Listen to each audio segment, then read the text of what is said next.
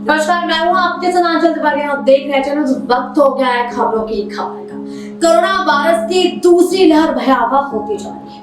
इसे देखते हुए मांग भी उठ रही थी कि देश में सभी 18+ को वैक्सीनेट किया जाना चाहिए। 2 हफ्ते पहले महाराष्ट्र के मुख्यमंत्री उद्धव ठाकरे ने यह मुद्दा उठाया, जिसे दिल्ली के मुख्यमंत्री अरविंद केजरीवाल ने भी सपोर्ट किया।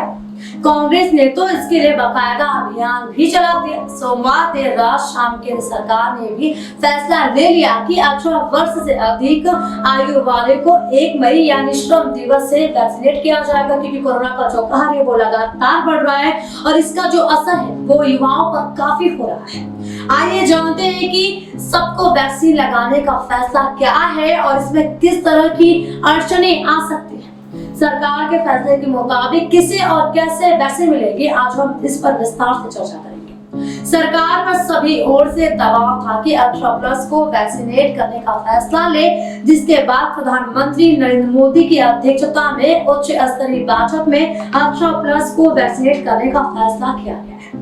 इसके तहत सेंट्रल ड्रग्स लेबोरेटरी से जारी होने वाले 50% डोज केंद्र सरकार को मिलेंगे और बाकी 50% स्टॉक्स राज्य सरकारों और खुले बाजार में बिक सकेंगे। वैक्सीन निर्माताओं को 1 मई 2021 से पहले राज्य सरकारों और खुले बाजार में वैक्सीन डोज की कीमत बतानी होगी। वैक्सीन निर्माताओं के 50% डोज राज्य सरकारें, प्राइवेट अस्पताल, औद्योगिक संगठन खरीदेंगे। प्राइवेट अस्पताल वैक्सीनेशन की कीमत तय कर सकेंगे। वहीं जिन केंद्रों पर इस समय 45+ को वैक्सीन डोज दिए जा रहे हैं वह जारी रहेगा। सरकारी सेंटरों पर फ्री में और प्राइवेट सेंटरों पर 250 रुपए में डोज लगते रहेंगे। कोविड वैक्सीनेशन भी राष्ट्रीय टीकाकरण का हिस्सा होगा।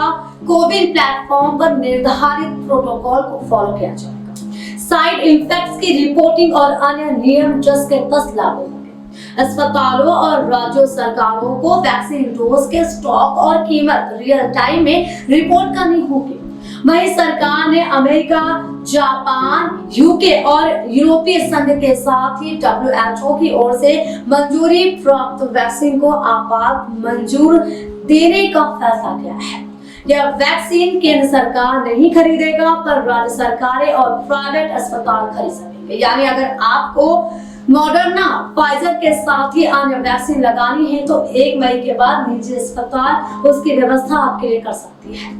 केंद्र सरकार अपने हिस्से से ही राज्यों और केंद्र शासित प्रदेशों को वैक्सीन डोज देती रहेगी। इसका आधार बनेगा एक्टिव कोविड-19 केसेस और परफॉर्मेंस, मतलब कि टीकाकरण की स्पीड। इसके साथ ही वैक्सीन वेस्टेज रेट को भी इसका आधार बनाया जाएगा। इसके अनुसार स्टेट का कोटा तय होगा और केंद्र से उन्हें वैक्सीन डोज मिलते ही रहेंगे। इस बीच जिन हेल्थ केयर फ्रंटलाइन वर्कर्स और 45+ लोगों ने अब तक के सेटअप में वैक्सीन के पहले डोज लिए हैं, उन्हें दूसरे डोज में प्राथमिकता दी जाएगी। यह नियम सभी स्टेक होल्डर्स पर लागू होगा। नए नियम 1 मई 2021 से लागू होंगे और समय समय पर इसकी समीक्षा भी होगी। अब सवाल यह उठता है कि क्या नए पॉलिसी से वैक्सीनेशन को रफ्तार मिलेगी या नहीं।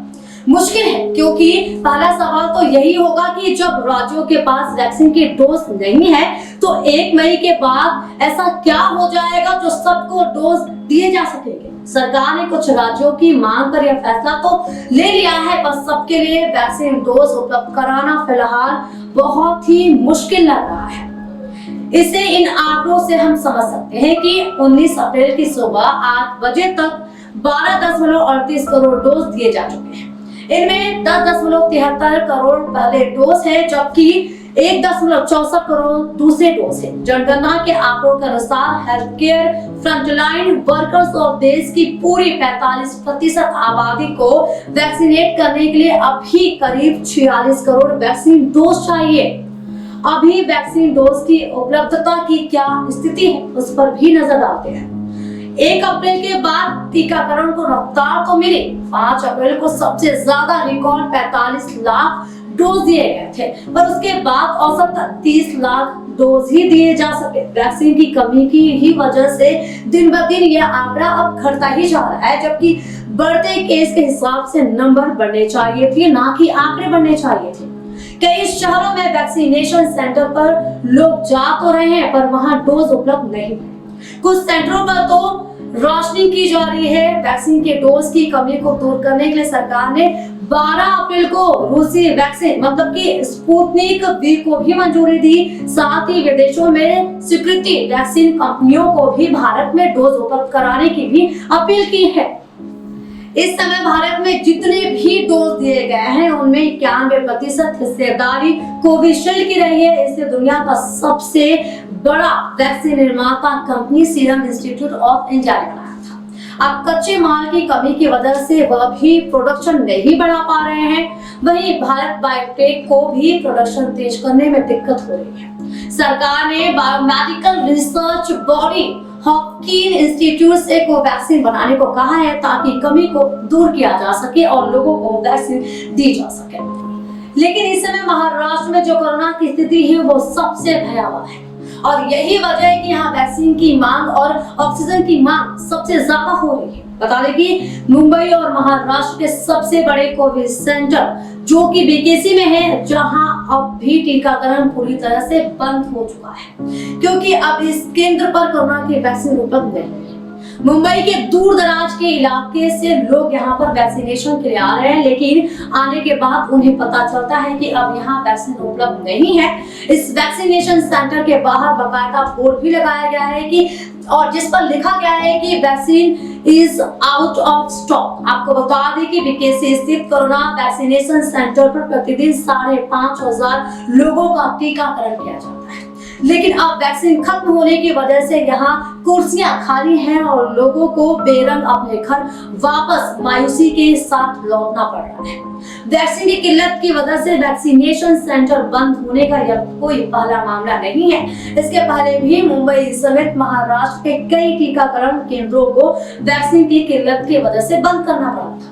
महाराष्ट्र सरकार ने केंद्र सरकार से लगातार महाराष्ट्र को ज्यादा संख्या में वैक्सीन उपलब्ध कराने की मांग भी की थी। हालांकि जिस अनुपात में राज्य में टीकाकरण हो रहा है उस अनुपात में वैक्सीन महाराष्ट्र को नहीं मिल पा रही है और यही वजह है कि यहाँ पर कोरोना के जो केसेस वो लगातार बढ़ रहे हैं, क्योंकि टेस्टिंग ज्यादा हो रहे हैं और आंकड़े भी लगातार ज्यादा आ रहे हैं। तो आखिर कब तक मिल सकेगी सबको वैक्सीन? यह अपने आप में एक बहुत महत्वपूर्ण सवाल है। केंद्र सरकार के नए फैसले से साफ हो गया है कि वह सरकारी सेटअप में सिर्फ 45+ को ही वैक्सीनेट करेगी। बाकी लोगों को वैक्सीनेट करने की जिम्मेदारी राज्य सरकारों और प्राइवेट सेक्टर पर छोड़ दी गई है। यानी अब आपका राज्य तय करेगा कि 18+ को वैक्सीन लगाने का खर्चा कौन उठाएगा। वैसे विशेषज्ञों ने सरकार के फैसले का स्वागत किया है। उनका कहना है कि इससे प्राइवेट क्षेत्र भी वैक्सीनेशन से जुड़ पाएगा और जल्द से जल्द ज्यादा लोगों को वैक्सीनेट किया जा सकेगा। इस समय वैक्सीन डोज कम है, पर स्पुतनिक वी के साथ ही फाइजर, मॉडर्ना और जॉनसन एंड जॉनसन की वैक्सीन मार्केट में आते ही यह कमी भी दूर हो जाएगी।